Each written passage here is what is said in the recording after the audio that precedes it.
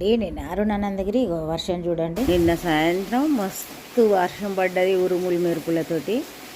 మళ్ళీ ఇప్పుడు 5:20 తర్వాత వర్షం స్టార్ట్ అయింది. విపరీతంగా పడ్డది ఇప్పటిదాకా.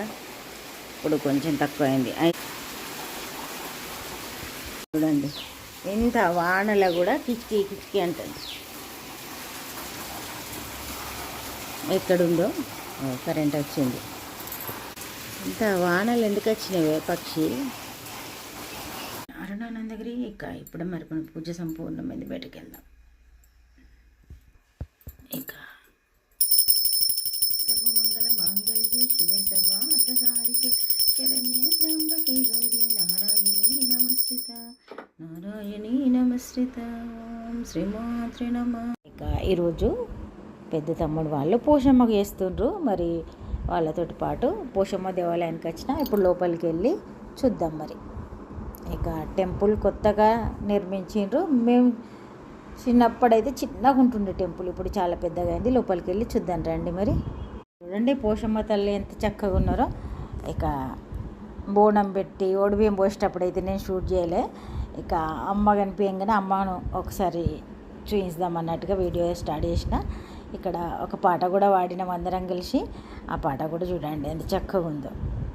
ఇక మంచిగా దర్శనం అయింది. ఈరోజు ఎవ్వరు లేరు కాబట్టి చాలా చక్కగా దర్శనాలు చేసుకున్నాం. ఒక మంగళహారతి పాట కూడా వాడినాం అమ్మవారి దగ్గర.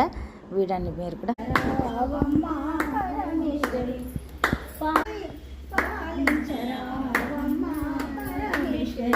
శ్రీ పార్వతీ దేవి కుమారి మా పూజలే తల్లి గౌరీ శంకరి పూజ వైకొనవే శ్రీ జగదాంబ బంగారు పూల పూజ వైకొనవే శ్రీ జగదాంబ. ఇప్పుడైతే అమ్మవారి హారతి పాట సంపూర్ణమైంది. ఇక చూడండి బోనాలు ఇవన్నీ పెట్టేటప్పుడు నేను షూట్ చేయలే, ఎందుకంటే అందరూ ఉండ్రి. ఇప్పుడు అందరూ బయటకు వెళ్ళిండ్రు కాబట్టి ఇంకా మీకు ఎవరు కనిపిస్తలేరు. మొత్తానికి బోనాలు పెట్టడం, ఓడి బియ్యం పోయడం ఇదంతా అయిన తర్వాత మేము పాట పాడినాం. పాట పాడేటప్పుడు మీకు అప్పుడు ఒక్క క్షణం చూపించిన అన్నట్టు. ఇక మొత్తానికి మన ఇక్కడ చేసే విధానం అంతా అయిన తర్వాత అక్కడ ఉండే పూజారులతో మాట్లాడుతున్నాం. పోషమ్మ దేవాలయంలో ఎక్కడైనా విశ్వబ్రాహ్మణ్సే ఉంటారు పూజారులుగా. అది కూడా